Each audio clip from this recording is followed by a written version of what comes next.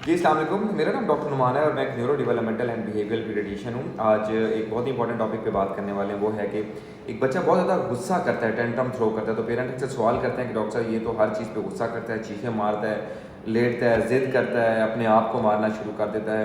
तो ये क्या चीज़ है और इसको हमने कैसे डील करना है? अमूमन 2 से 3.5 साल की उम्र के जो बच्चे होते हैं उनमें टेंट्रम बहुत ज़्यादा आते हैं। इस एज पर क्योंकि बच्चा इंडिपेंडेंस चाह रहा होता है, बच्चा ऑटोनॉमी चाह रहा होता है और वो इंडिपेंडेंट होने की कोशिश कर रहा होता है, तो वो खुद डिसीजन लेना चाहता है और बहुत सारी चीज़ें खुद करना चाहता है, जिस वजह से जब आप उसको रोकते हैं तो वो बच्चा टेंट्रम थ्रो करता है। इसकी एक वजह ये भी होती है कि इस टाइम लैंग्वेज स्किल्स भी डेवलप नहीं हुए होते बच्चे के, तो बच्चा जो कन्वे करना चाह रहा होता है वो भी कन्वे नहीं कर पाता, और जब कन्वे नहीं कर पाता तो बच्चे में फ्रस्ट्रेशन होती है, जिसकी वजह से बच्चा बहुत ज़्यादा गुस्सा करता है।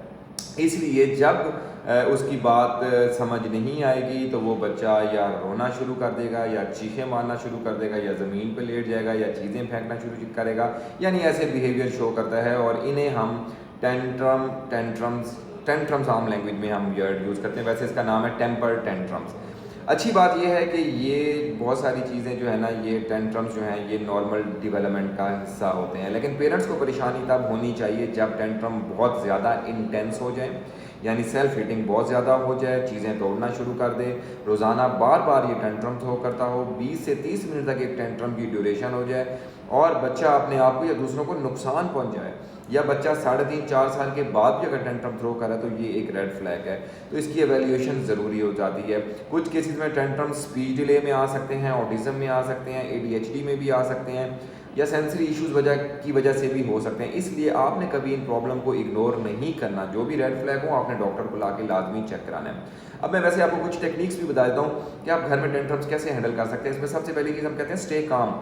सबसे पहले जो है ना वो रूल यही है कि आपने रिलैक्स रहना है। खुद आप गुस्सा करेंगे तो वो चीज़ें ख़राब होंगी, बच्चा मज़ीद आगे गुस्सा करेगा और आपसे ये गलत चीज़ सीखेगा। दूसरे नंबर पे है आपने उसके माइनर जो टेंट्रम्स हैं उसको इग्नोर करना है, यानी कुछ बच्चे अटेंशन लेने के लिए टेंट्रम थ्रो करते हैं तो आप उसको इग्नोर करें। इग्नोर जो करना है जो स्ट्रैटेजी है ये बड़ी कामयाब स्ट्रैटेजी है। जब बच्चा काम हो जाए तो आप उसको फिर अटेंशन दें, उसके साथ प्ले करें। तीसरे नंबर पे एक और अच्छी टेक्निक है, उसे हम कहते हैं गिव सिंपल चॉइसेस, यानी एक बच्चा है वो शर्ट नहीं पहन रहा तो आप उसको वैसे चॉइसेस दे दें कि आपने लाल शर्ट पहनी है, या पीली शर्ट पहनी है, या ब्लू शर्ट पहनी है।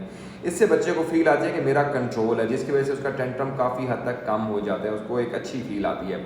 एक और टेक्निक जो कि मैं अक्सर पेरेंट्स को गाइड करता हूँ उसको हम कहते हैं डिस्ट्रैक्शन।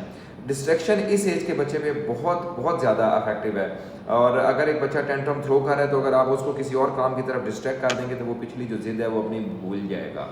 और आखिरी चीज़ जो हर बिहेवियर प्रॉब्लम में अप्लाई होती है वो होती है गुड बिहेवियर को अप्रिशिएट करना, यानी जब बच्चा एक काम बड़े अच्छे तरीके से करता है तो उसको पॉजिटिव रीइंफोर्समेंट उसकी करनी चाहिए, उसकी तारीफ़ करनी चाहिए।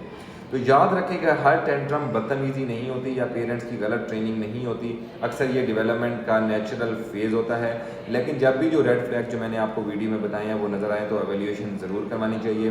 अर्ली गाइडेंस से बच्चे के बिहेवियर जो है वो बहुत हद तक बेहतर हो सकते हैं।